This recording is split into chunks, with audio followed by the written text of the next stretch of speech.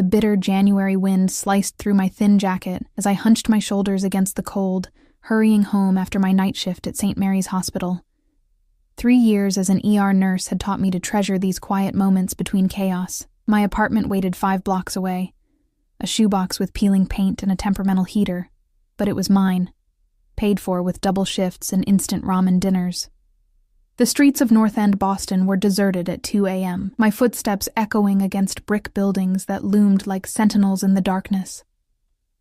I clutched my pepper spray tighter, a gift from my father before I moved here. "Just in case," he'd said, the worry lines deepening around his eyes. I'd laughed then. Now, I understood. A few stray snowflakes drifted down, catching in my eyelashes. I blinked them away, distracted by the burning ache in my feet. 12 hours standing had left my arches screaming. Just 4 more blocks. The sound registered before my conscious mind could process it, a sharp crack that echoed off the buildings. Gunshot. My body froze, instinct warring between flight and the strange stillness that sometimes overcomes prey animals. 3 more shots followed, rapid fire from the alley ahead. I should run. Call 911, hide. Any of these would be the rational response. Instead, I moved forward, my training overriding self-preservation. Someone could be bleeding out. Brain tissue degrades after 4 minutes without oxygen. Golden hour. The medical facts flashed through my mind, pushing me toward the mouth of the alley rather than away. "Hello?" My voice sounded small against the vastness of the night. "Is anyone hurt?"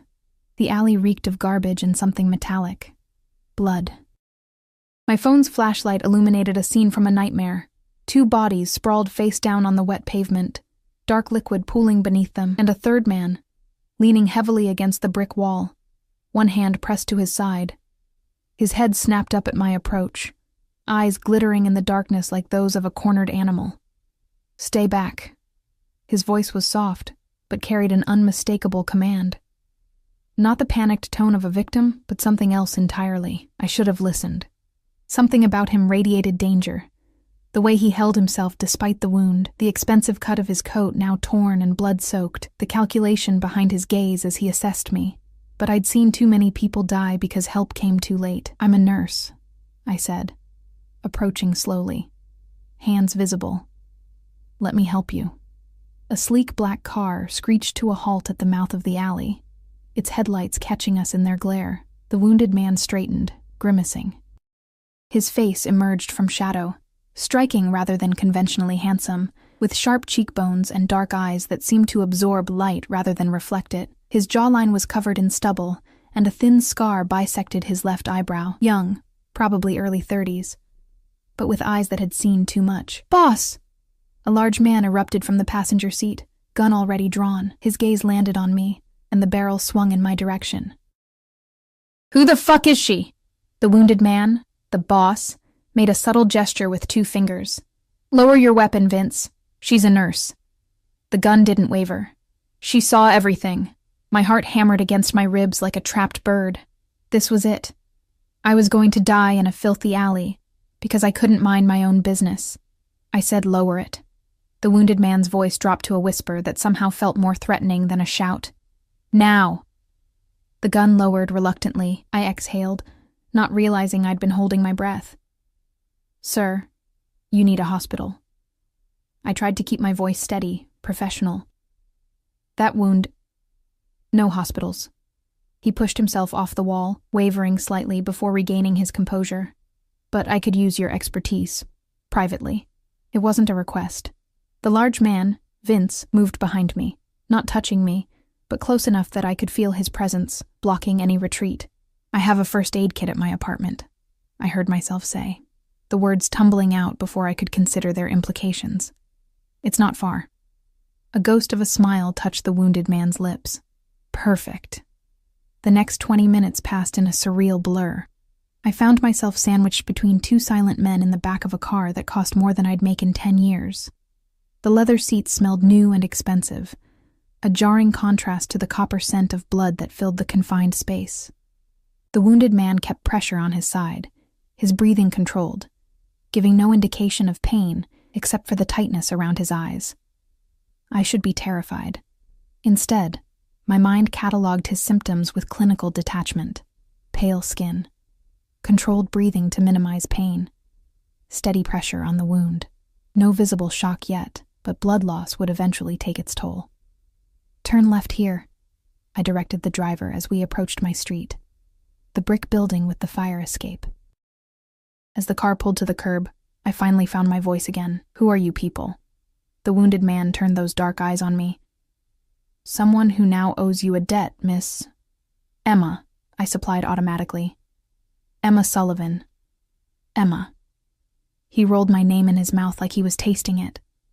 "I'm Nikolai, and I don't forget those who help me." My apartment felt smaller than ever with 3 men inside it. I directed Nikolai to my bathroom, where the light was best. He shrugged off his coat with a controlled wince, then began unbuttoning his shirt.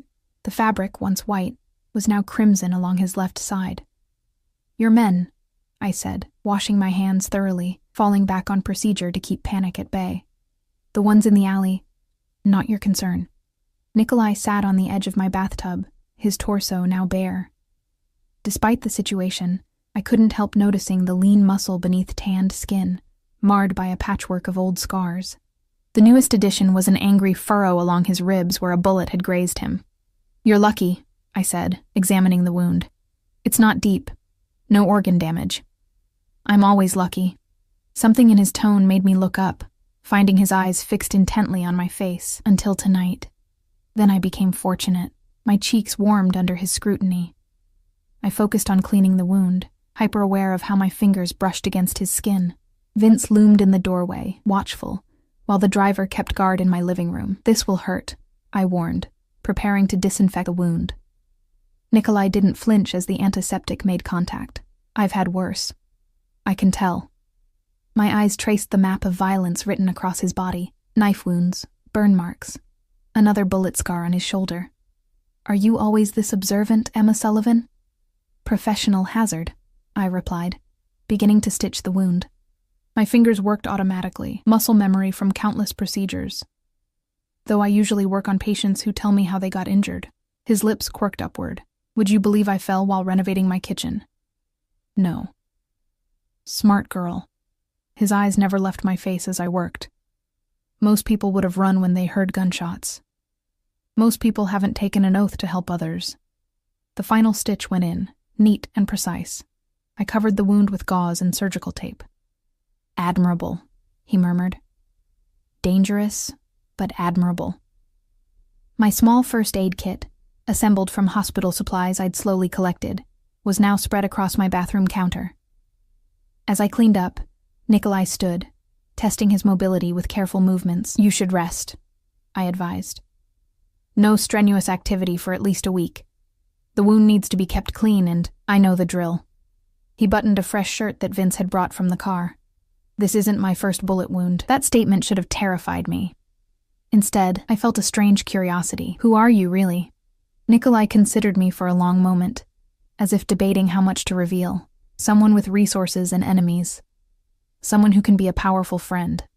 Or enemy," I ventured. His smile was razor sharp. "You'll never have to find out." He reached into his pocket and withdrew a sleek business card, blank except for a phone number embossed in silver. "If you ever need anything at all, call this number." I took the card, our fingers brushing. "I don't need anything. Everyone needs something, Emma." He turned to leave, then paused in my hallway. "My driver will remain outside tonight, for your protection." "That's not necessary." "It is." His tone brooked no argument. "You've seen my face. There could be repercussions." The implications hung in the air between us. I swallowed hard. "For how long?" "Until I'm certain you're safe." He reached out, his fingers ghosting along my cheek in a touch so light I might have imagined it. "Thank you for your assistance tonight, Emma Sullivan. We'll meet again soon." After they left, I double-locked my door with shaking hands. The reality of what had happened hit me all at once. I'd invited dangerous men into my home. I'd treated what was clearly a gunshot wound without reporting it. I'd become entangled in something dark and violent. Sleep evaded me that night. I sat by my window, watching the black car parked across the street until dawn painted the sky in watercolor hues of pink and gold. Only then did I drift into an uneasy slumber, Nikolai's final words echoing in my dreams.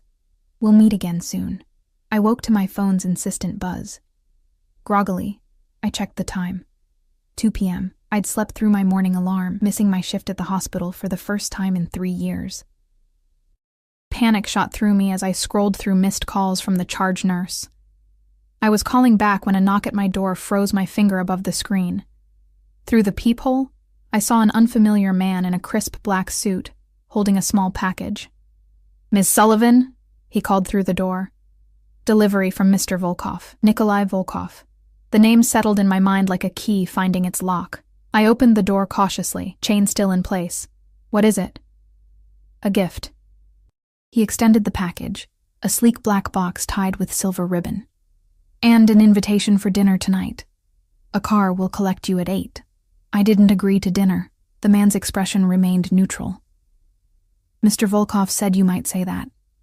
He also said to remind you that you missed work today, and he's taken the liberty of speaking with your supervisor. Your shifts are covered for the week. Paid leave." My mouth fell open. He did what? 8 o'clock, Ms. Sullivan. He placed the box in my reluctant hands and retreated down the hallway. Inside the box lay a dress of midnight blue silk that would certainly cost several months of my salary, along with a handwritten note, a small token of appreciation. "I look forward to thanking you properly tonight. NV." As I set the note down, movement outside my window caught my attention. I parted the curtains and froze, my breath catching in my throat.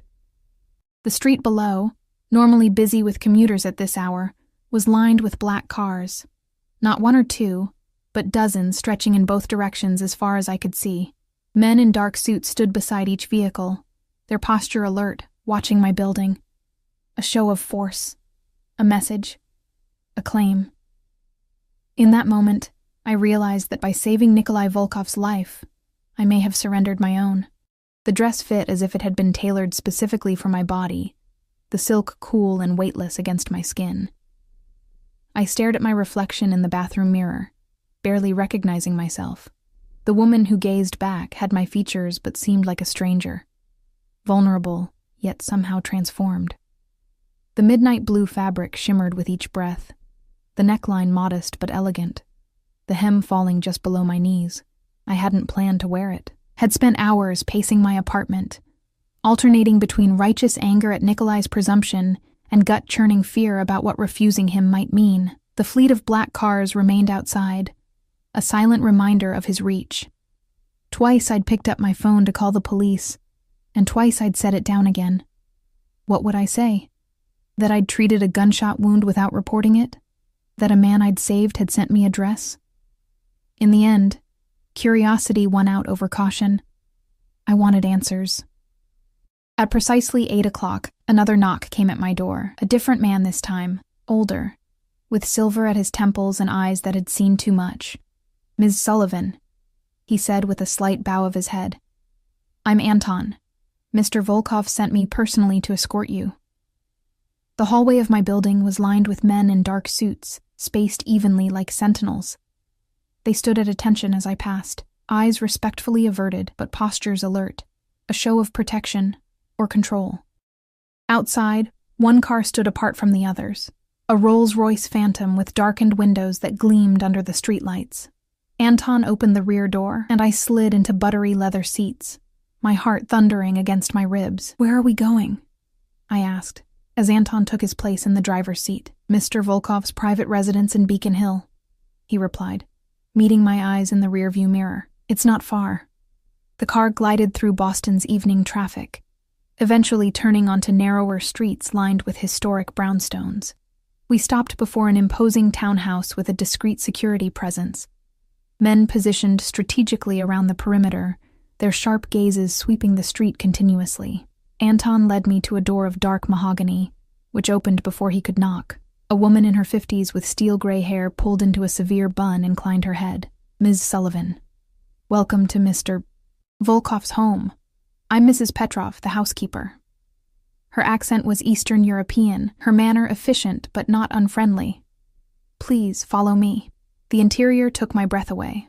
Soaring ceilings, artwork that belonged in museums, furnishings that whispered old money and refined taste. Nothing ostentatious, just quiet luxury that made my apartment feel even shabbier in retrospect. Mrs. Petrov led me through the house to a glass-enclosed courtyard garden. A surprising oasis in the midst of the city, tropical plants created a lush paradise despite the January chill outside, the air warm and fragrant with exotic blooms. A table was set for two, candles flickering in the center.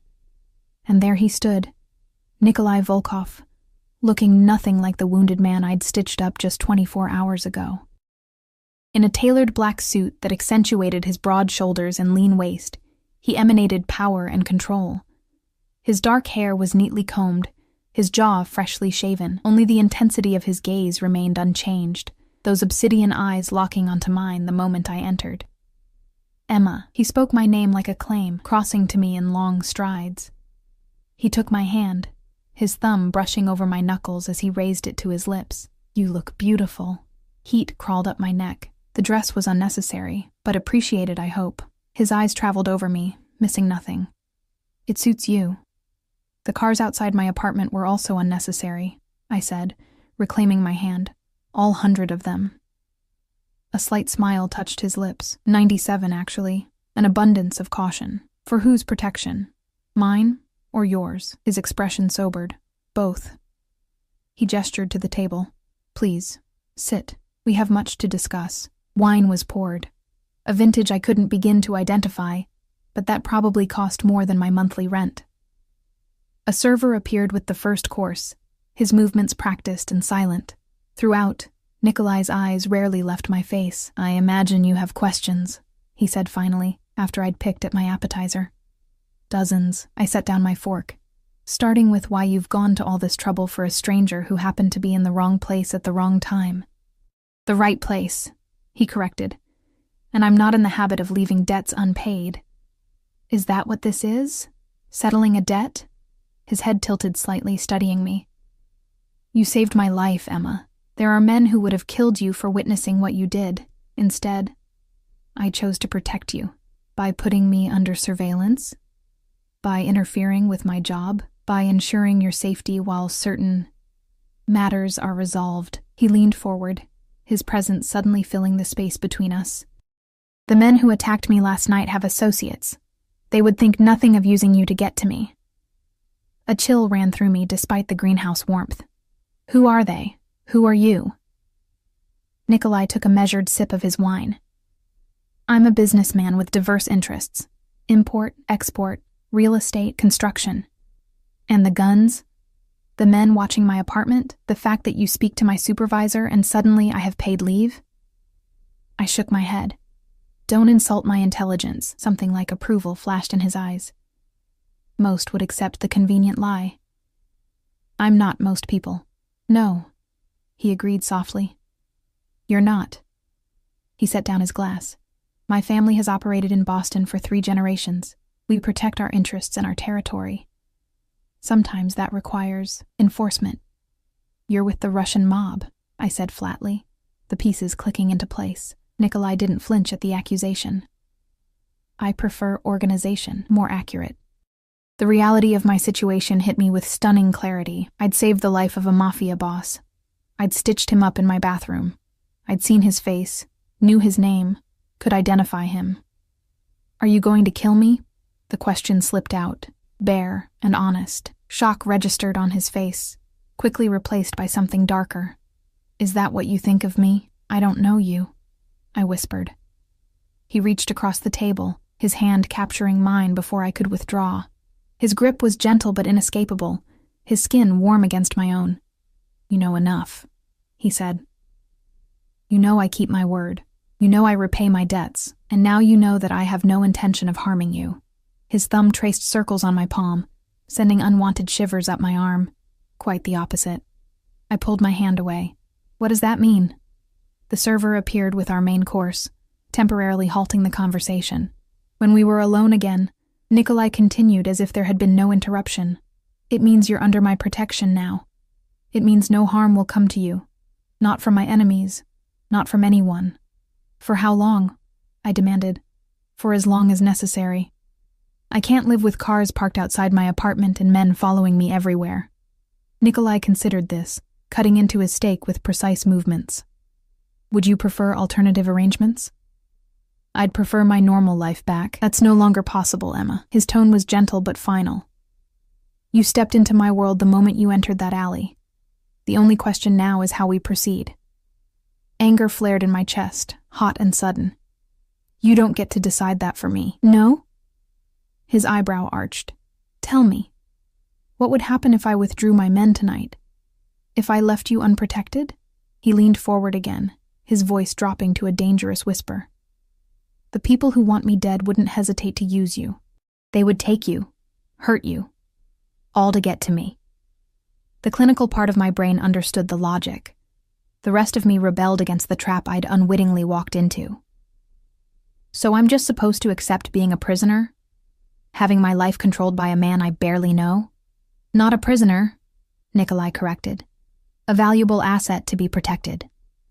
A possession, I translated. Something flashed in his eyes. Possessiveness, desire, anger. I couldn't tell which, if that's how you choose to see it. We ate in tense silence for several minutes. The only sounds the gentle bubbling of the courtyard fountain and the clink of silverware against fine china. When Nikolai spoke again, his tone had softened. Tell me about yourself, Emma Sullivan. How does an ER nurse end up alone in Boston? The abrupt change of subject threw me. I'm not alone. I have colleagues, friends, none who've checked on you today, he observed. No family calling to see why you missed work. The accuracy of his assessment stung. Have you been monitoring my phone too? He didn't deny it. Your parents? I sighed, the fight temporarily leaving me. My father died 2 years ago, cancer. My mother remarried and moved to Arizona. Siblings? A younger brother in Seattle. We talk on holidays. Nikolai nodded, absorbing this information. You're alone in the world, like me. The comparison startled me. You, with your army of men and all. I gestured around at the opulent surroundings. Employees, subordinates, not family. Something vulnerable flickered across his face. So quickly I might have imagined it. My parents were killed when I was 16. A rival organization. My uncle raised me to take over the family business. Despite myself, sympathy stirred in my chest. I'm sorry. It was a long time ago. His expression closed again, that momentary glimpse of humanity tucked safely away. The point is, I understand isolation. The difference is that I've chosen it. You haven't. What makes you think I haven't chosen it? His smile was knowing. People who choose isolation don't run toward gunshots to help strangers. The observation hit uncomfortably close to home. I'd spent years building walls, focusing on work, keeping relationships superficial, yet I still couldn't walk away from someone in pain. What do you want from me, Nikolai? I asked finally, exhaustion creeping into my voice. Really? He studied me for a long moment, his dark eyes unreadable. Your trust, for a start. You haven't earned it. Not yet, he acknowledged. But I will. The rest of dinner passed in a strange detente. Nikolai steered the conversation to safer topics. My work at the hospital, his travels around the world, books we'd both read. Despite everything, I found myself reluctantly engaged. He was intelligent, well-read, with a dry wit that occasionally surprised a laugh from me. In another context, I might have enjoyed his company. After dessert, he led me through the house to a room that had been converted into a private gallery. Paintings lined the walls, mostly Russian artists I didn't recognize, their work vibrant and emotionally charged. My one indulgence, Nikolai said, watching me examine a particularly striking landscape. Art speaks truths that words cannot. They're beautiful, I admitted. I wouldn't have expected. A criminal to appreciate beauty? His tone held no offense, only mild amusement. I don't know what I expected, I replied honestly.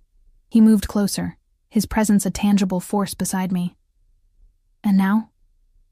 I turned to face him, suddenly aware of how alone we were. The rest of the house seemed distant, the sounds muffled. Now I have more questions than answers. Ask me, he said simply. What happens tomorrow? And the day after that? I can't live with guards forever. No. he agreed. But until I eliminate the threat, you need protection. He hesitated, then continued. I have a proposition. Wariness crept back into my posture. What kind of proposition? Stay here, he said. I have a separate guest wing with complete privacy. You'd be safer here than in your apartment. And you wouldn't feel so constrained. Move in with you?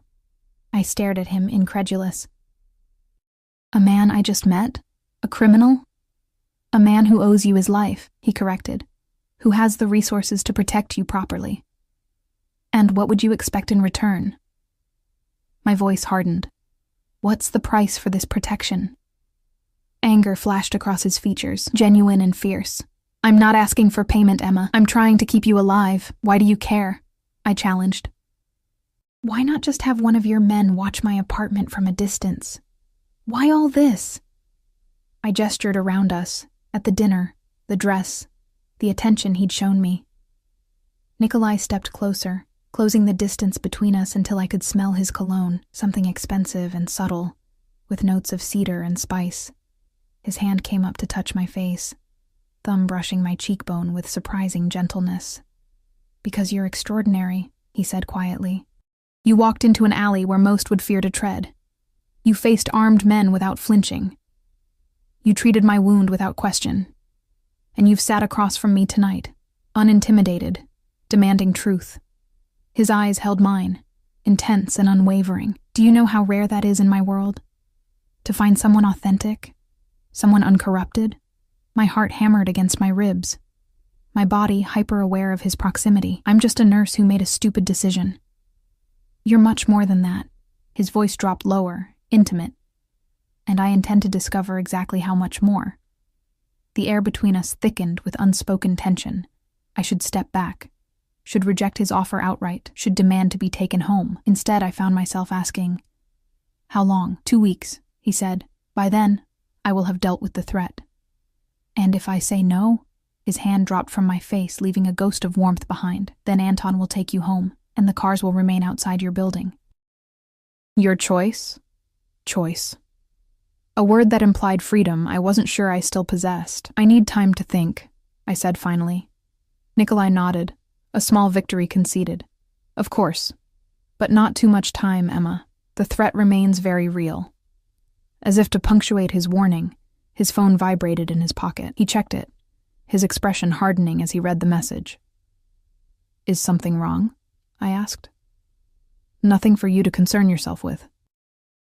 He tucked the phone away, but the relaxed demeanor from dinner had vanished, replaced by the dangerous man I'd glimpsed in the alley. It's getting late. Anton will take you home, just like that. The abrupt dismissal caught me off guard. Nikolai's smile didn't reach his eyes. Business calls, I'm afraid, but we'll continue this conversation tomorrow. He took my hand again, pressing something cool and metallic into my palm. Take this. I opened my hand to find a small silver key. What's this for? The guest wing, he said simply. Should you decide to accept my offer. Anton appeared silently in the doorway, summoned by some invisible signal. Nikolai raised my hand to his lips once more, his eyes never leaving mine. Think carefully, Emma Sullivan, he murmured against my skin. Your life has changed. The only question is whether you'll embrace that change or fight it. As Anton drove me home through darkened streets, the silver key burned in my clutched hand like a question with no easy answer. Sleep eluded me that night. I tossed and turned, the silver key on my nightstand catching moonlight from my window, a constant reminder of the choice before me.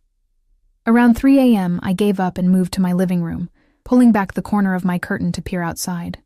The black cars remained, sentinels in the darkness. One of Nikolai's men stood on the sidewalk below, his breath forming white clouds in the frigid air. Our eyes met briefly before I let the curtain fall back into place. 2 weeks in Nikolai Volkov's home versus 2 weeks under constant surveillance. Neither option appealed, but at least in his home, I'd have space to breathe, to think, to plan my next move, and perhaps, if I was honest with myself, to understand the enigmatic man who'd turned my life upside down. Dawn broke with gray light filtering through my windows when my decision crystallized. I would go, but on my terms. I wouldn't be a prisoner, nor a possession. I packed methodically, clothes, toiletries, my laptop, and the few family photos I kept.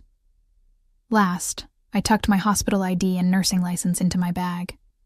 If Nikolai thought I would sit idle for 2 weeks, he was mistaken. I had just finished when my phone buzzed with a text from an unknown number. "Have you decided?" N. The presumption irritated me. I typed back, "Yes, but I have conditions." The reply came immediately. I expected nothing less. "Anton will arrive at 10. We'll discuss your terms then." At precisely 10 a.m., a knock came at my door. Anton stood in the hallway, his posture formal but his eyes kind. "Ms. Sullivan," he greeted me with a slight nod. "Mr. Volkov sends his apologies that he couldn't come personally. An urgent matter required his attention." I hoisted my duffel bag onto my shoulder. "It's fine. I'm ready." Anton relieved me of my bag despite my protest and led me outside where the Rolls-Royce waited. The men stationed around my building watched our departure with impassive faces. "Mr. Volkov mentioned you have conditions," Anton said as we drove, his eyes finding mine in the rearview mirror. "Yes," I squared my shoulders. "First, I want to continue working, not at the hospital. I understand that might be complicated now, but my skills shouldn't go to waste. Second, I need freedom to come and go, with reasonable security measures. Third, this arrangement ends in exactly 2 weeks, regardless of whether Nikolai has handled the threat." Anton's expression revealed nothing. "I will convey your terms to Mr. Volkov." The journey to Beacon Hill seemed shorter in daylight. The townhouse looked different too, less imposing, more elegant against the clear blue January sky. Mrs. Petrov met us at the door, her severe expression softening slightly at the sight of me. "Welcome back, Ms. Sullivan," she said. "I'll show you to the guest wing." The guest wing turned out to be an entire floor of the house, accessed through a private staircase. It consisted of a master bedroom with an ensuite bathroom larger than my entire apartment, a sitting room with floor-to-ceiling bookshelves, and even a small kitchenette. "Mr. Volkov thought you might appreciate your own space," Mrs. Petrov explained, watching me take in the luxurious surroundings. "The key he gave you unlocks the private entrance on the side of the house. You may come and go as you please, though Mr. Volkov requests that you inform security of your movements for safety purposes."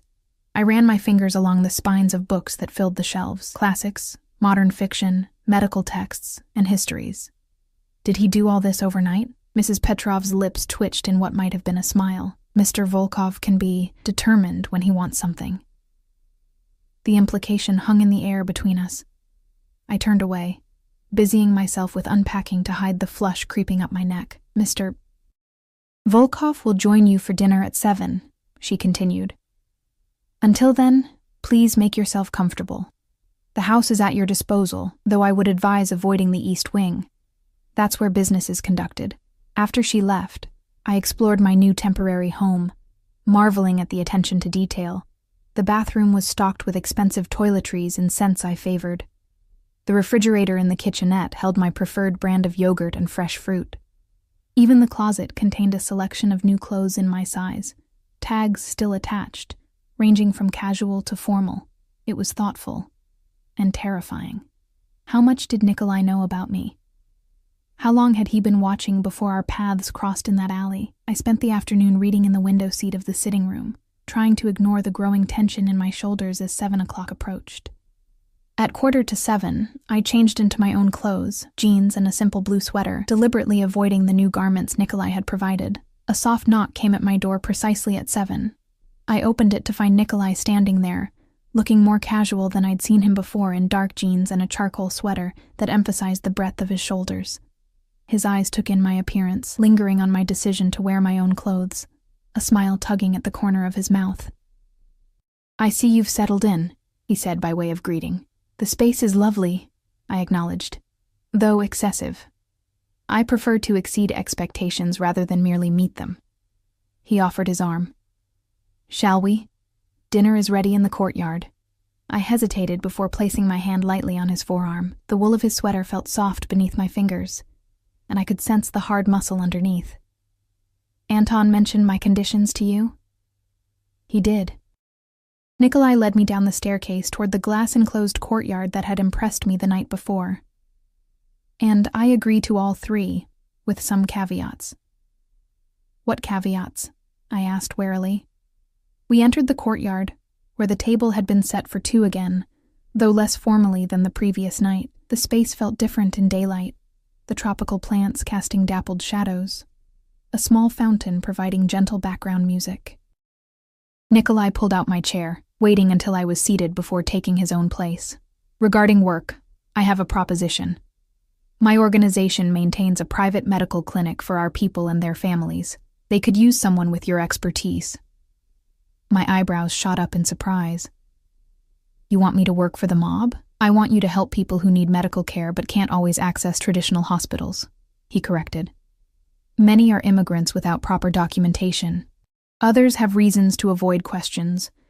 All are under my protection. It wasn't what I'd expected. I could consider it. Good. He nodded to a server who brought our first course, a light salad with walnuts and goat cheese. As for freedom of movement, you can come and go as you wish, but with security. At least 2 men will accompany you at all times. I frowned.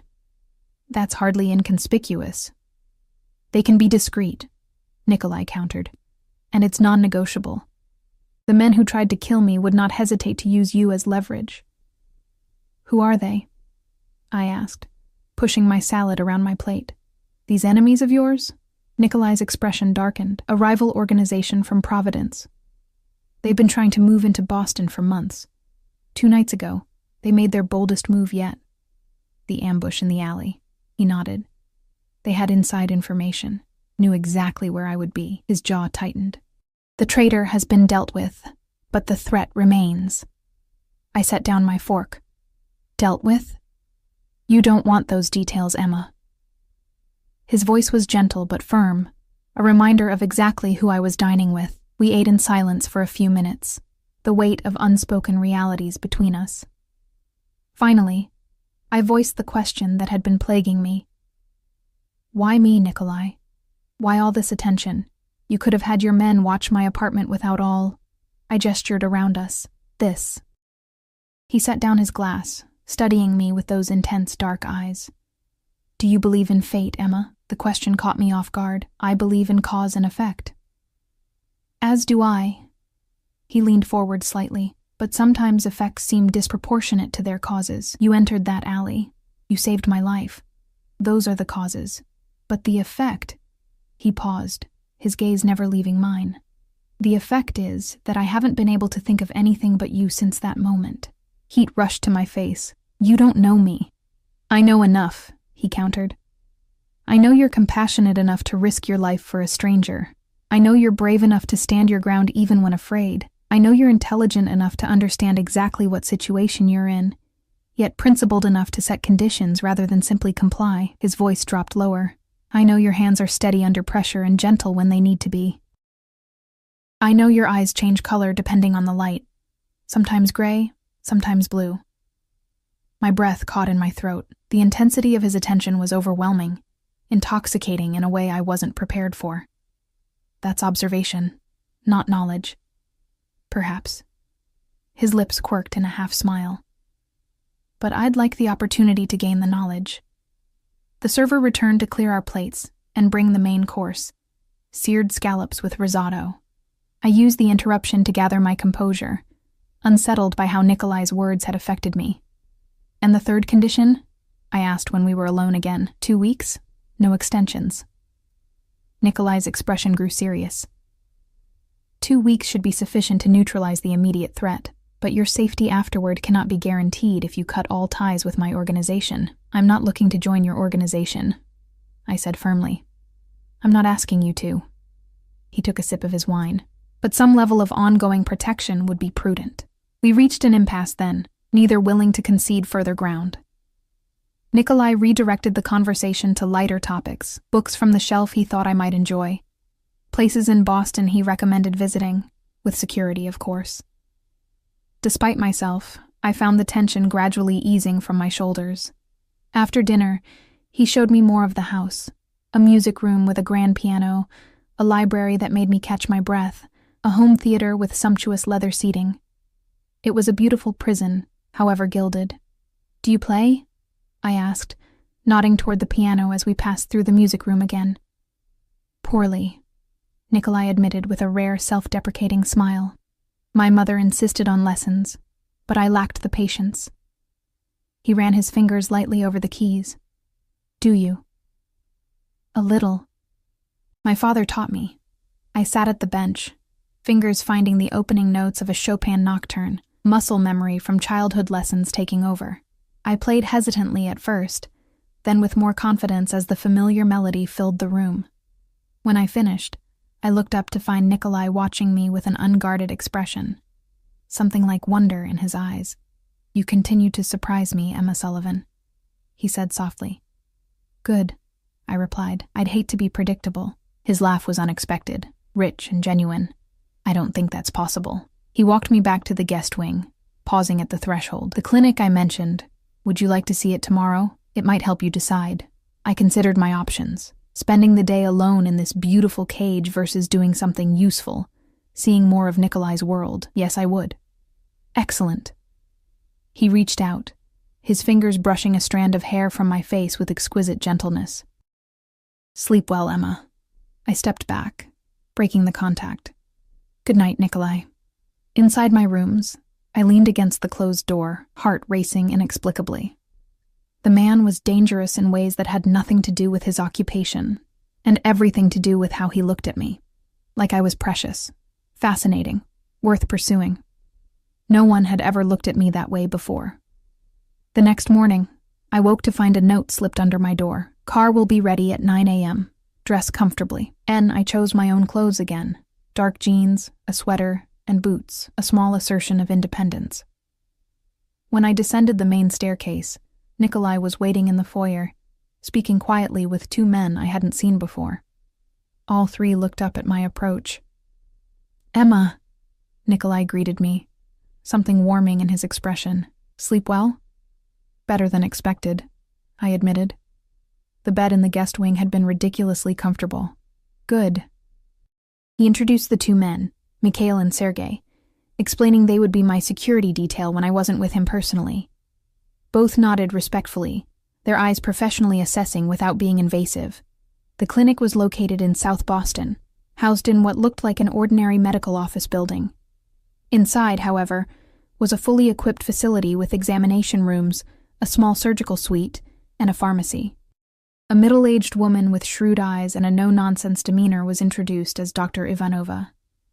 So you're the nurse Mr. Volkov has been talking about, she said, sizing me up with open curiosity. ER experience? 3 years at St. Mary's, I confirmed. She nodded approvingly. We could use someone with trauma experience. Most of what we see is routine, checkups, vaccinations, minor injuries, but occasionally we get something more serious.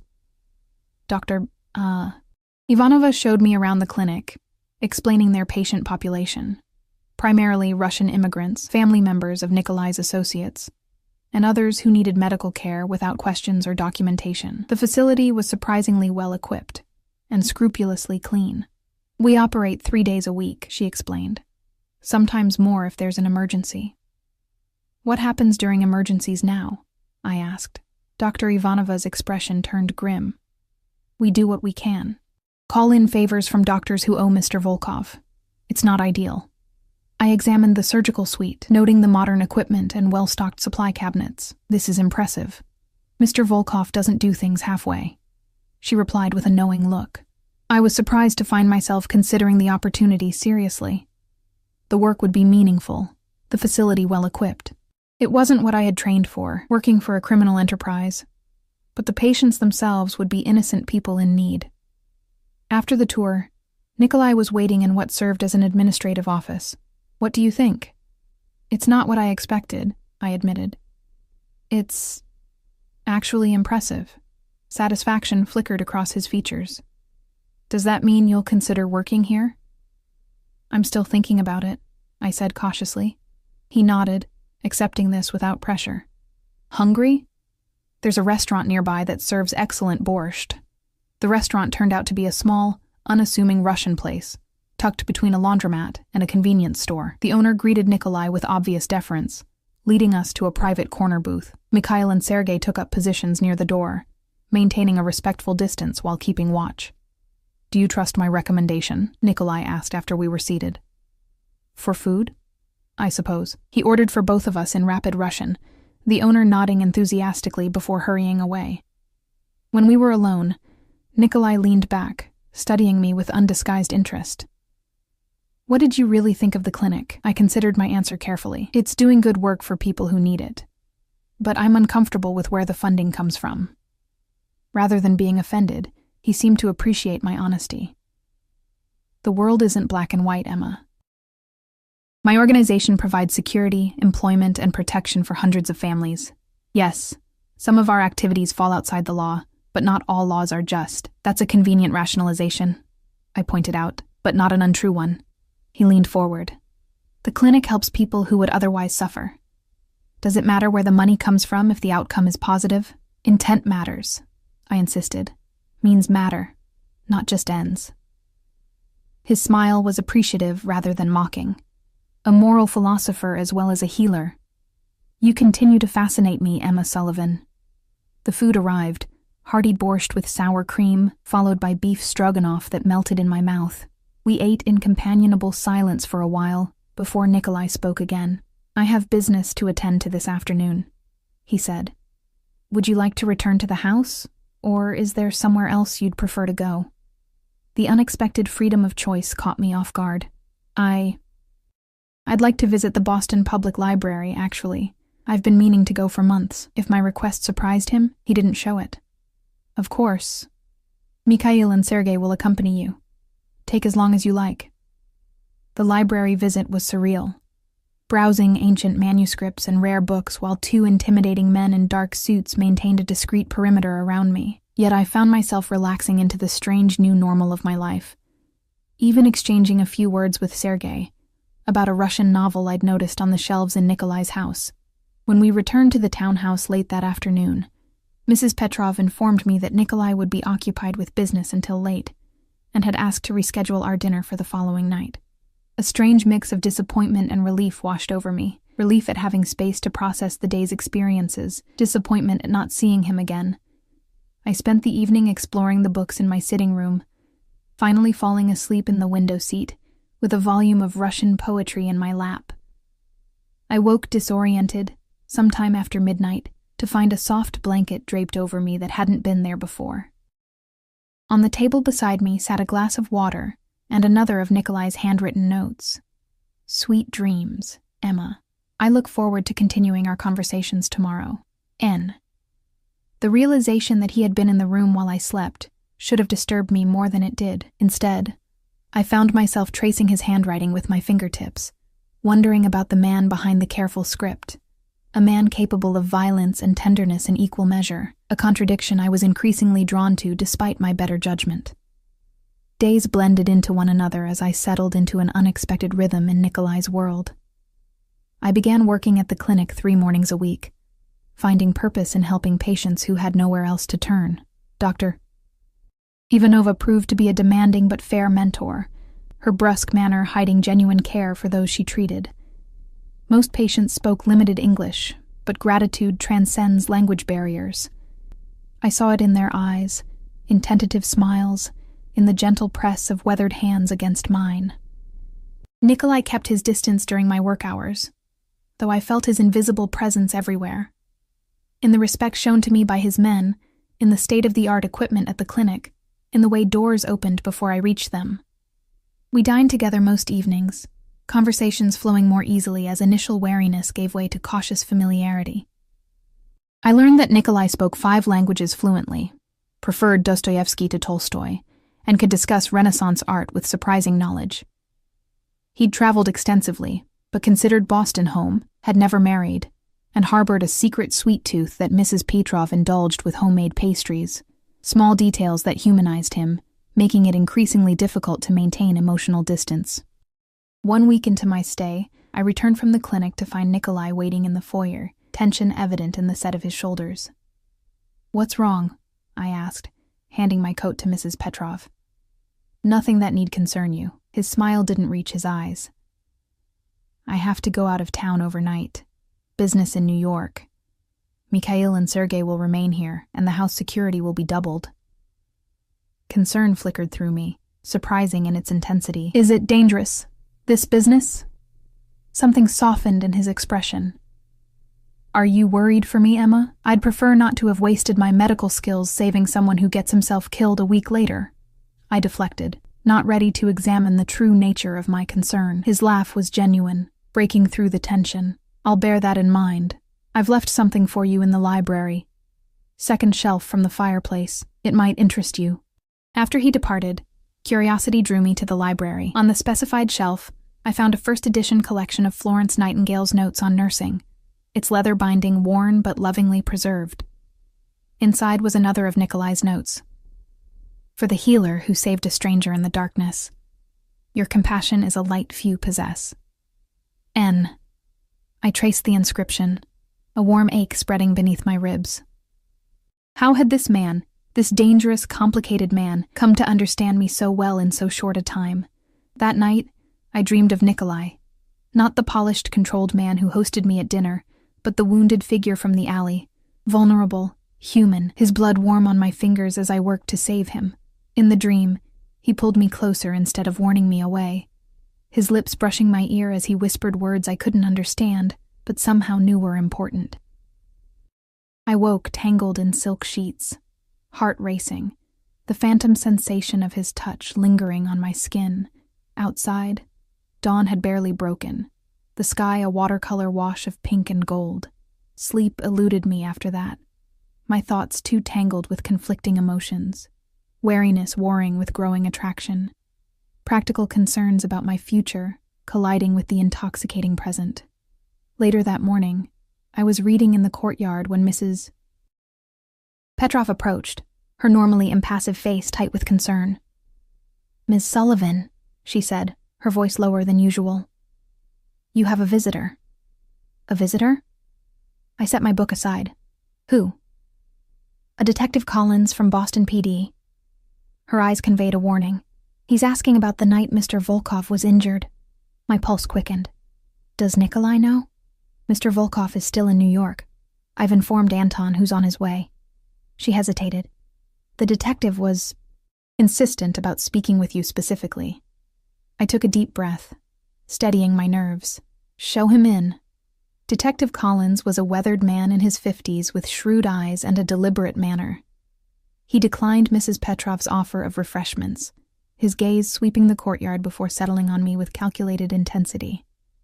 "Ms. Sullivan," he began after introducing himself. "Interesting place you're staying. I'm house-sitting for a friend," I replied smoothly, the lie coming easier than expected. "What can I help you with, Detective?" He smiled without warmth, just following up on a report of gunshots in North End last week. Multiple witnesses saw a woman matching your description near the scene. "I work night shifts at St. Mary's," I said. "I often walk home through North End." "On the night in question, you were seen speaking with a man who appeared to be injured. This man then left in a black vehicle." He watched me closely. "Did you provide medical assistance to someone that night, Ms. Sullivan?" I kept my expression neutral. "As a nurse, I help people all the time, Detective. You'll have to be more specific. Let me be direct." His voice hardened. "We found blood evidence and shell casings in that alley, along with 2 bodies. Professional hits. The blood types didn't match the victims, which suggests a third party was injured, but escaped. We're trying to identify that individual." My mind raced. 2 bodies. Nikolai hadn't mentioned killing anyone that night, but he'd been wounded, defending himself. The men had clearly meant to kill him. "I'm sorry, Detective, but I can't help you." I held his gaze steadily. If I witnessed anything unusual that night, I would have reported it. "Would you?" He leaned forward. "Even if the injured party was Nikolai Volkov, head of Boston's Russian syndicate?" The direct naming of Nikolai sent ice through my veins, but I maintained my composure. "I don't know who that is." Collins laughed without humor. "Then you might want to ask your friend why his house is registered to Volkov Enterprises." He withdrew a business card, placing it on the table between us. "When you decide you'd rather not be an accessory to murder, give me a call." After he left, I remained frozen in my seat, the business card untouched. Anton appeared minutes later, his normally calm demeanor disturbed. "Ms. Sullivan," he said urgently. What did the detective want? I related the conversation, watching Anton's face grow increasingly grim.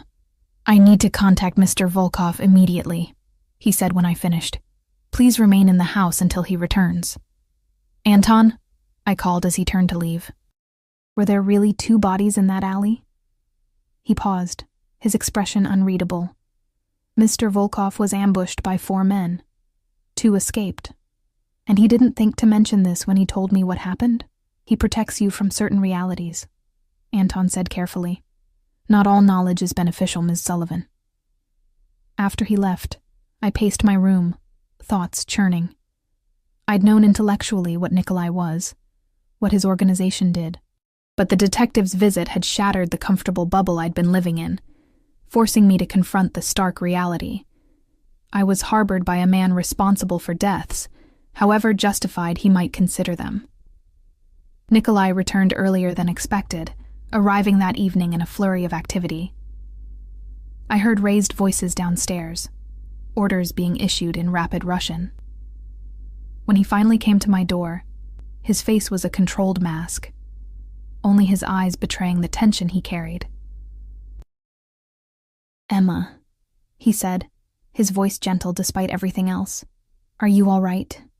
Am I all right? I repeated incredulously. A detective showed up asking about bodies in an alley, Nikolai. Bodies you never mentioned. He stepped inside, closing the door behind him. I didn't want to burden you with those details. Burden me? I stood my ground as he moved closer. Or protect yourself. Both, he admitted, surprising me with his honesty. Would it have changed your decision to help me if you'd known I'd killed those men? The question hung between us, weighted with implications. They were trying to kill you, I said finally. I understand self-defense. Relief flickered across his features. The detective, Collins, he's been investigating my organization for years. This is the closest he's come to connecting me directly to anything because of me, I realized aloud. Nikolai nodded grimly, which is why we need to be more careful now. I've arranged for a different security team for the clinic. Mikhail and Sergei are too recognizable as my men. Is that all you're worried about? I asked, disbelief coloring my tone. Your security arrangements? He closed the distance between us, his hands coming up to frame my face with surprising gentleness. No, Emma, I'm worried about you. About what happens when you realize exactly what kind of man I am and decide you want nothing more to do with me. The raw vulnerability in his voice caught me off guard. His thumbs traced my cheekbones, his dark eyes searching mine. I've tried to keep the darker aspects of my world away from you. Perhaps that was a mistake. I'm not naive, Nikolai. I know what you do. Do you? He stepped back, creating distance between us. I've killed men, Emma.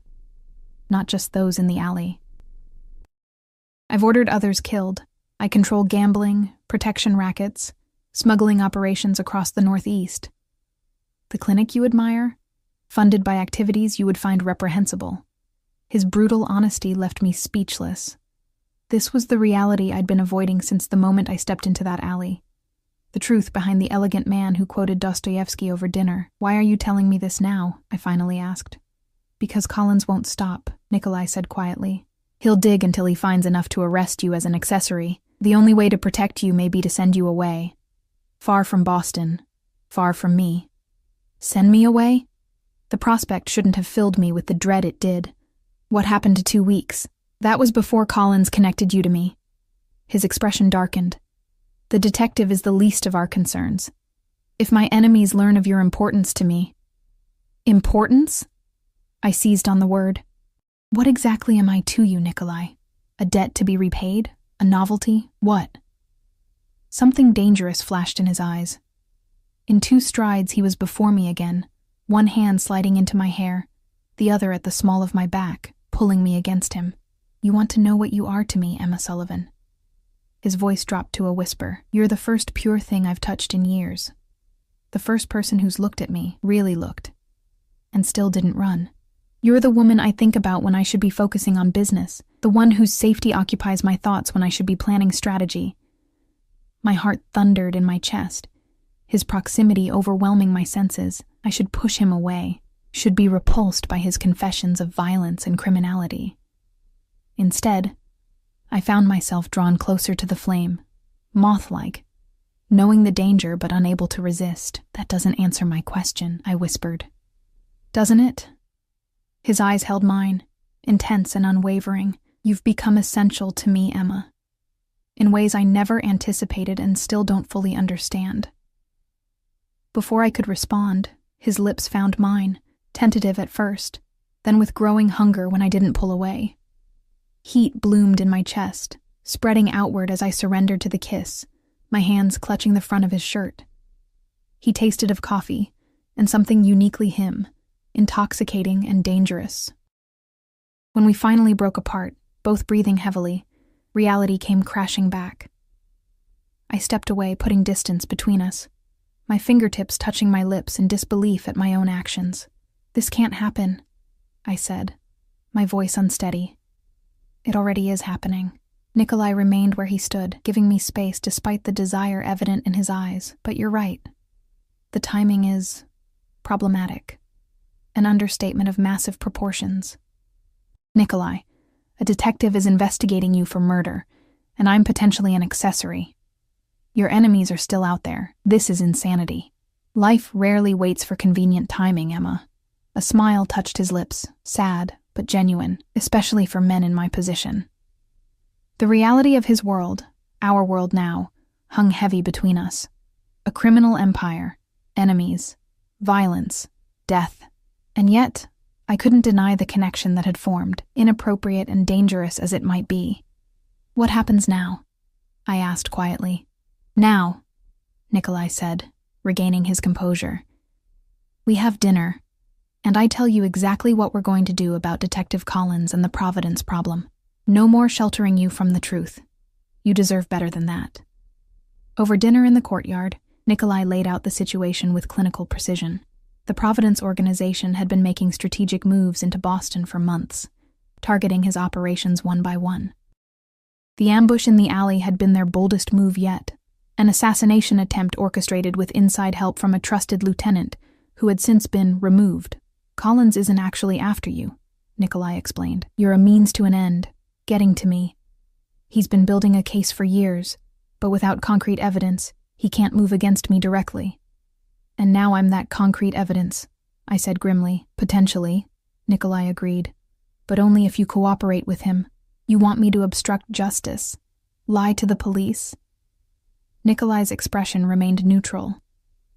"I want you to protect yourself. Anything you tell Collins will implicate you as much as me." He was right. And that realization settled in my stomach like a stone. I had crossed a line the moment I treated Nikolai without reporting the gunshot wound. Every day since had only entangled me further. "So I say nothing," I concluded. "For now." Nikolai took a sip of his wine. "Meanwhile, I'll accelerate our plans regarding Providence." "What plans?" A cold smile touched his lips. "Better you don't have those details, Emma. Some knowledge is still dangerous to possess."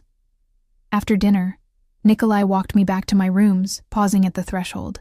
The tension from our earlier kiss remained, crackling in the air between us. "Emma," he said softly, "whatever happens in the coming days, know that my priority is your safety. If I ask you to leave, to go far away, I need you to trust that it's for the best. And if I refuse?" His expression grew serious. "Don't. Please. I've lost too many people I care about already." He left before I could respond, the echo of his words following me into restless dreams where gunshots and kisses blurred together in confusing harmony. The next 3 days passed in tense anticipation. I continued working at the clinic, now accompanied by 2 new security men who blended better with the South Boston landscape. Nikolai was frequently absent, returning late with shadows under his eyes and tension in his shoulders. Our conversations became briefer, though no less intense, as if we were both aware of a clock ticking down to some inevitable conclusion. On the 4th day, everything changed. I was organizing supplies at the clinic when Dr. Ivanova rushed in, her normally composed demeanor shattered. "We need to prepare," she said urgently. "Multiple gunshot victims incoming. Providence made their move." "Providence?" My blood ran cold. Nikolai is alive, she confirmed, already pulling out trauma kits. But several of his men were hit. They'll be here in 5 minutes. The next hours passed in a blur of blood and urgent action. 4 men with various gunshot wounds arrived in quick succession, carried in by grim-faced associates. Dr. Ivanova and I worked seamlessly together, triaging and treating, stabilizing what we could. 1 man died despite our efforts, a bullet having nicked his femoral artery before his colleagues could apply adequate pressure. I was elbow-deep in the chest cavity of another, helping Dr. Ivanova extract a bullet lodged dangerously close to his lung, when Nikolai finally appeared. Blood spattered his shirt, not his own, I assessed with quick medical detachment. His eyes found mine across the room, something primal and possessive flaring in their depths when he saw me working to save his man. When the immediate crises had been stabilized, he pulled me aside into the small administrative office, closing the door behind us. "Are you hurt?" he demanded, his hands running over my shoulders, down my arms, checking for injuries despite the fact that the blood covering my scrubs clearly belonged to others. "I'm fine," I assured him, catching his hands to still their frantic movement. "Nikolai, what happened?" His jaw tightened. Providence made their move, as we expected. But we were ready. A cold satisfaction flickered across his features. Their leadership has been eliminated. The clinical euphemism didn't disguise the reality. More deaths, more violence. Yet I couldn't summon the horror I should have felt. These were men who had tried to kill Nikolai, who would have killed me without hesitation to get to him. "It's over?" I asked. "Almost." He squeezed my hands. "There's cleanup to be done. Collins will be looking for connections. You need to return to the house and pack." "Pack?" Alarm shot through me. "You're sending me away?" Nikolai's expression softened. "Just temporarily. A week, maybe 2, until the heat dies down. I have a house in Vermont. Remote. Secure. You'll be comfortable there. And what about you?" "I'll join you when it's safe." His thumb traced circles on the back of my hand. "When we can start something without all this hanging over us. Start something." The implication hung between us, fragile and new. Something beyond debt, beyond protection. Something I'd been reluctant to name even in the privacy of my own thoughts. "This is the last time I run, Nikolai," I said firmly. "I can't build a life in hiding. I'm not asking you to." He stepped closer, one hand coming up to cup my cheek. "I'm asking for time to make it safe for you to stay. Can you give me that?" In that moment, covered in the blood of his men, standing in a clinic funded by his criminal empire, I should have felt revulsion. Instead, I felt a terrible clarity. I had crossed a line, chosen a side, become part of Nikolai's world in ways I couldn't undo. "Yes," I whispered, "I can give you that." He pressed his forehead to mine, a gesture of unexpected tenderness. 2 weeks. Then we'll figure out what comes next, together. The Vermont house was nothing like I'd imagined. I'd pictured another fortress, heavily guarded and isolated. Instead, I found myself in a charming timber frame cottage nestled among pine trees, overlooking a small, private lake. The nearest neighbor was miles away, but the isolation felt peaceful rather than threatening. 2 security men, Dmitri and Pavel, maintained a discreet presence in a separate guest house, giving me the illusion of solitude while ensuring my protection. Inside, the cottage was a study in rustic comfort. Stone fireplace, plush furniture, walls lined with books and vintage photographs of the surrounding wilderness. No opulence here, just thoughtful simplicity. It felt more genuinely Nikolai than the Boston townhouse had. A place where he could shed the trappings of his position and simply exist. I spent my first days exploring the surrounding woods, wrapped in the heavy coat Nikolai had insisted I take. October in Vermont painted the landscape in fiery oranges and golds, a stark contrast to Boston's urban palette. At night, I built fires in the massive stone hearth and read from Nikolai's eclectic library, trying not to count the hours until he might join me. Daily calls from Nikolai were my only connection to the outside world. He spoke carefully, avoiding specifics about the cleanup in Boston, focusing instead on when he might join me. The caution in his voice told me more than his words. Collins was still a threat, the Providence situation more complex than he'd let on. On the 5th night, I was awakened by the sound of tires on the gravel driveway. I peered through the window to see a familiar black Escalade, my heart leaping before reason could temper it. Dmitri emerged from the guest house, weapon visible at his side as he approached the vehicle. Only when he recognized the driver did he step back, nodding toward the main house. I was waiting in the doorway when Nikolai climbed the porch steps, exhaustion evident in the set of his shoulders. He stopped when he saw me, drinking in my appearance as if committing it to memory, hair tousled from sleep, wrapped in one of his sweaters I'd claimed as my own, feet bare despite the autumn chill. "Emma," he said, my name carrying a wealth of unspoken emotion. Then he was crossing the threshold, gathering me into his arms with a desperation that stole my breath. I clung to him, breathing in his familiar scent mixed with the cold night air, feeling the tension in his body gradually release as he held me. "I didn't expect you for days," I said when we finally pulled apart. I couldn't stay away. His eyes, usually so carefully guarded, revealed a vulnerability that made my chest ache. "The house felt empty without you." He followed me into the living room, where embers still glowed in the fireplace. I added logs while he shed his coat, revealing a holstered gun that he removed and placed on a high shelf, out of reach but accessible if needed. The reminder of his dangerous life landed like a stone in my stomach. "What's happened in Boston?" I asked, curling into the corner of the sofa as he poured himself a measure of whiskey from a crystal decanter. Nikolai sat heavily beside me, fatigue etched in the lines of his face. "Collins is still investigating, but the evidence from the alley has mysteriously disappeared from police custody. Without it, he has nothing connecting either of us to the scene. And Providence? Their leadership has been replaced." His voice took on the cold edge I'd come to recognize when he discussed business. "Those who remain have accepted new terms. Boston is secure for the foreseeable future." "At what cost?" I asked quietly. His eyes met mine, unflinching. "A necessary one." We sat in silence for a long moment, the weight of unspoken realities between us. I had known what Nikolai was from the beginning, had glimpsed the ruthlessness beneath the cultured exterior in that alley. Yet the man before me now, exhausted from protecting what was his, stirred emotions I could no longer deny. "You should rest," I said finally, reaching out to touch his face, my fingers tracing the stubble along his jaw. "You look exhausted." He caught my hand, pressing a kiss to my palm. "I've missed you, Emma.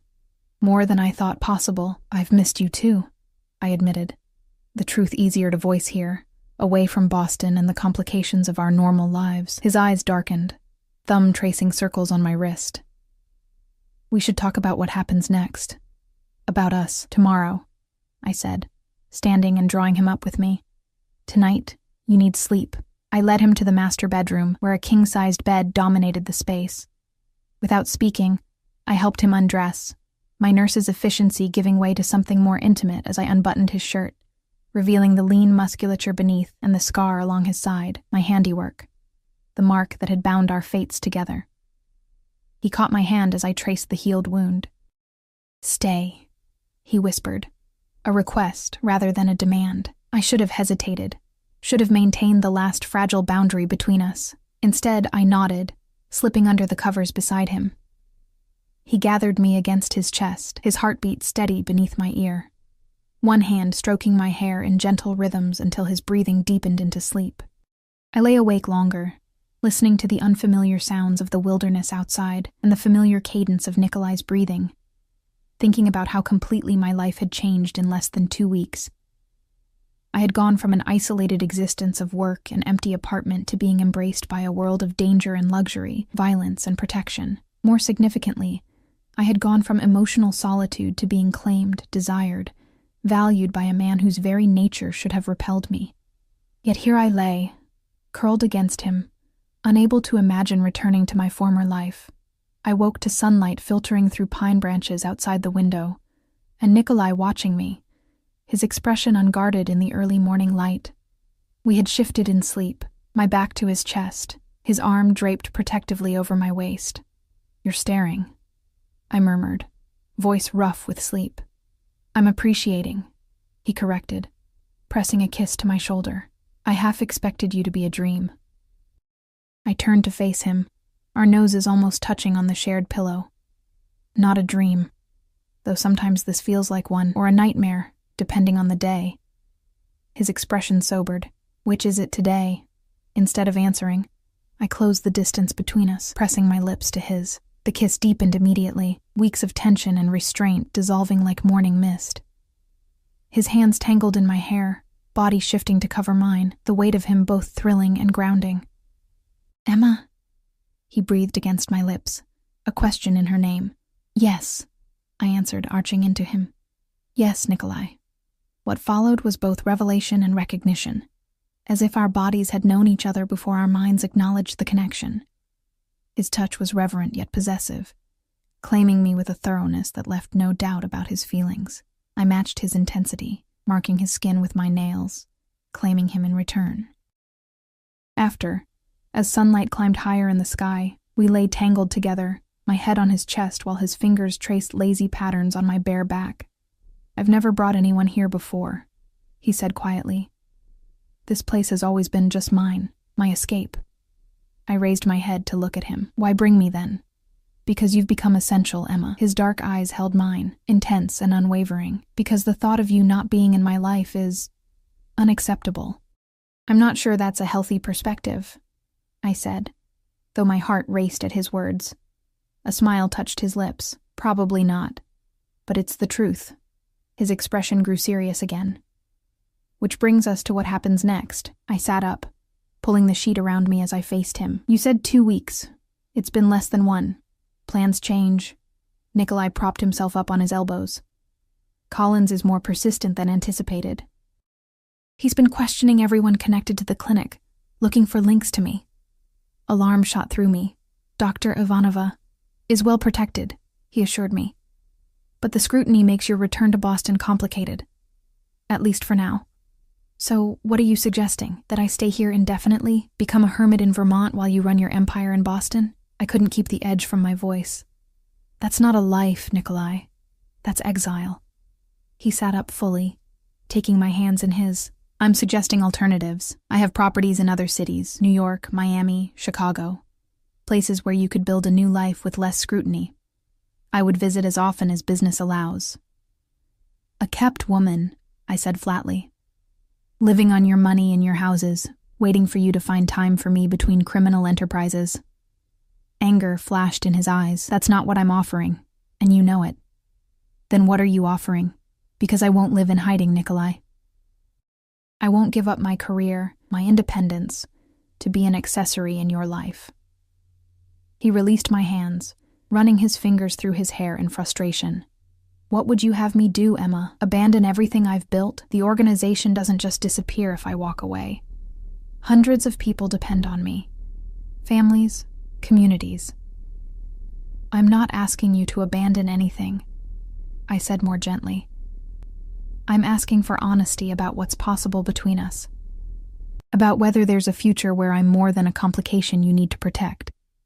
Nikolai's expression softened.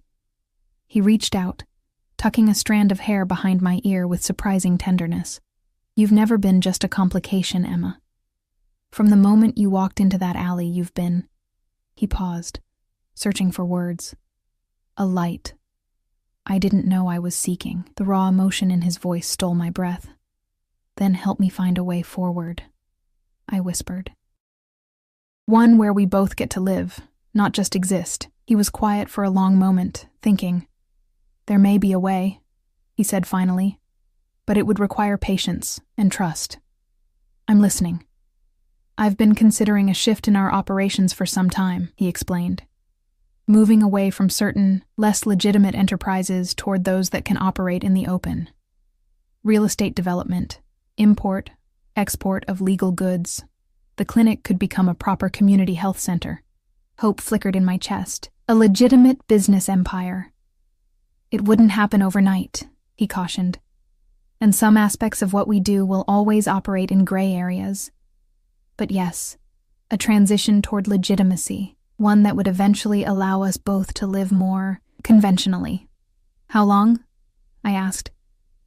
"A year, maybe 2, to make significant progress." His eyes held mine, serious and intent. "During that time, You could establish yourself elsewhere. Perhaps with one of the hospital systems I have connections with in Providence or Hartford, close enough to see each other regularly, far enough to avoid Collins's scrutiny.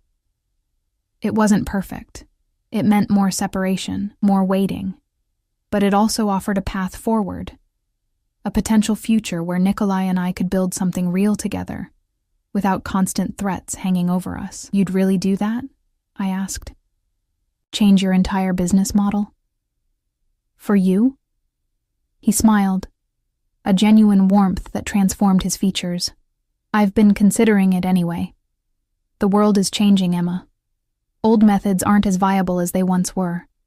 You're simply providing additional motivation to accelerate plans already in motion. I leaned forward, resting my forehead against his. 2 years, I said, with regular visits, and complete honesty between us. No more sheltering me from certain realities. Agreed, he said, his arms encircling me, though I reserve the right to protect you from physical danger, as long as I reserve the right to make my own decisions about acceptable risks. I pulled back to look at him. I'm not fragile, Nikolai. I don't need to be kept in a gilded cage. No, he agreed, his eyes warm with admiration. You're the woman who walks into alleys to save strangers. Fragile is the last word I'd use to describe you.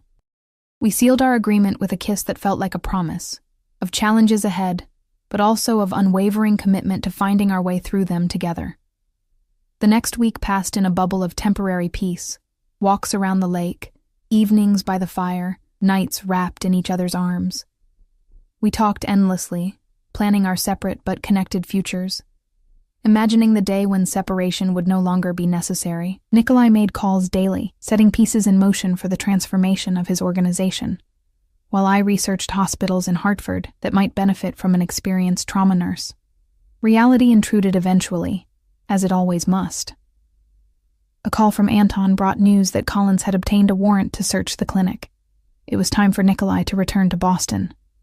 Come with me, he said, as we stood beside his Escalade on our last morning together, just to pack your things. Then Anton will drive you to Hartford to look at apartments. Is it safe? I asked, searching his face for the truth. I wouldn't suggest it otherwise. He tucked a strand of hair behind my ear. Collins has nothing concrete. The warrant is a fishing expedition. I nodded, making my decision. I'll come, but only to say goodbye to the clinic staff and get my things. Then Hartford. The drive back to Boston was tense but not uncomfortable, filled with practical discussions about my new position at Hartford Memorial, secured through Nikolai's connections, and the apartment he'd arranged for me there, in a building coincidentally owned by one of his legitimate real estate ventures. The townhouse when we arrived felt different, less a prison, more a waypoint in our journey. Mrs. Petrov greeted me with unexpected warmth, whispering in Russian what I assumed were good wishes as she helped me gather my belongings. The clinic staff would like to see you before you leave, Nikolai said over dinner our last night in Boston. Dr. Ivanova has organized a small gathering tomorrow morning. I'd like that, I said, touched by the gesture. I'll miss them. They'll miss you too. He reached across the table, taking my hand. As will I. It's not forever, I reminded him. Hartford is less than 2 hours away. Still too far. His thumb traced circles on my palm. But necessary, for now. The goodbye gathering at the clinic the next morning was more emotional than I'd anticipated. Dr. Ivanova presented me with a vintage medical bag, its leather worn but beautiful. For the healer who goes where she is needed, she said, embracing me with surprising affection. The other staff and even some patients had brought small gifts and cards, their gratitude overwhelming me. As we prepared to leave, Anton approached Nikolai, murmuring something in his ear that made him stiffen. Take Emma to the car, he directed, his expression closing into the mask of the businessman. I'll be out shortly. What's wrong? I asked once we were alone in the back seat of the waiting Rolls-Royce. Collins, Anton replied grimly, watching the clinic entrance. He just arrived with a warrant. Mr. Volkov is handling it. Anxiety twisted in my stomach. Should we leave? What if he wants to question me? Mr. Volkov's lawyers will ensure that doesn't happen, Anton assured me. 15 tense minutes later, Nikolai emerged from the clinic, his face impassive. Detective Collins followed, frustration evident in his rigid posture. Their eyes met across the parking lot, a silent communication of mutual enmity before Collins turned back toward his unmarked police car. "Everything all right?" I asked when Nikolai slid into the back seat beside me. "Perfect timing on our departure," he said, taking my hand. "Collins has nothing but suspicions. By the time he finds another angle, you'll be established in Hartford, and I'll have accelerated our transition plans." Anton drove us to the Hartford apartment, a spacious 2-bedroom with views of the Connecticut River, already furnished with a tasteful blend of modern pieces and antiques. Nikolai walked through with me, pointing out security features and the pre-programmed numbers in the new phone he'd provided. "This one," he said, showing me a contact listed simply as N, "will always reach me, regardless of where I am, day or night." "I can't believe this is happening," I said, looking around at what would be my new home. "A month ago I was just an ER nurse working nights. And now?" Nikolai asked, pulling me into his arms. I considered the question, weighing everything that had changed. "Now I'm still a nurse, but one with a complicated relationship with a man working to legitimize his criminal empire. Not exactly the future I imagined." "Disappointed?" His eyes searched mine. Surprisingly, no. I wrapped my arms around his neck, terrified sometimes, uncertain often, but not disappointed. His smile was slow and genuine. "That's a start." "It's more than a start," I corrected, rising on tiptoes to kiss him. "It's a choice, my choice. Not made out of fear or obligation, but because despite everything, I want this. I want you." Nikolai's arms tightened around me, his kiss deepening with a possessiveness that sent heat through my veins. When we broke apart, both breathing heavily, his eyes were dark with promise. 2 years, he said, forehead resting against mine, to build something legitimate, something lasting, something worthy of you. I'll hold you to that, I whispered. He stayed that night, both of us knowing it might be weeks before we could be together again. In the gray light of dawn, I walked him to the door, already feeling the weight of separation. "I've arranged for a car to take you to the hospital Monday for orientation," he said, cupping my face in his hands. "The building has security, but I've also assigned a man to watch the entrance, discreetly. Nikolai, just until we're certain Collins has moved on," he insisted. "Please, Emma, let me do this much." I nodded, understanding this was the compromise our relationship would require, his need to protect balanced against my need for independence. 2 weeks, he promised, kissing me one last time. "I'll be back in 2 weeks. We'll have dinner at that Italian place down the street." "I'll hold you to that too," I said, forcing a smile despite the ache in my chest. After he left, I stood at the window watching his car pull away, already counting the days until his return. The future stretching before us was uncertain, filled with challenges and compromises, the shadow of his past always lurking. But as I turned back to the apartment, my apartment, I felt something I hadn't expected: hope.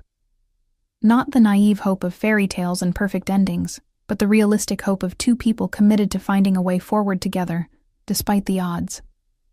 Nikolai was right. I had stepped into his world the moment I entered that alley, but he had also stepped into mine, a world where healing mattered more than power, where compassion wasn't weakness, but strength. I unpacked my few belongings, placing the vintage medical bag Dr. Ivanova had given me on my new desk. Inside, I found one of Nikolai's handwritten notes tucked among the instruments, for the woman who saved more than my life. "The journey ahead is ours to create together. With all that I am, N."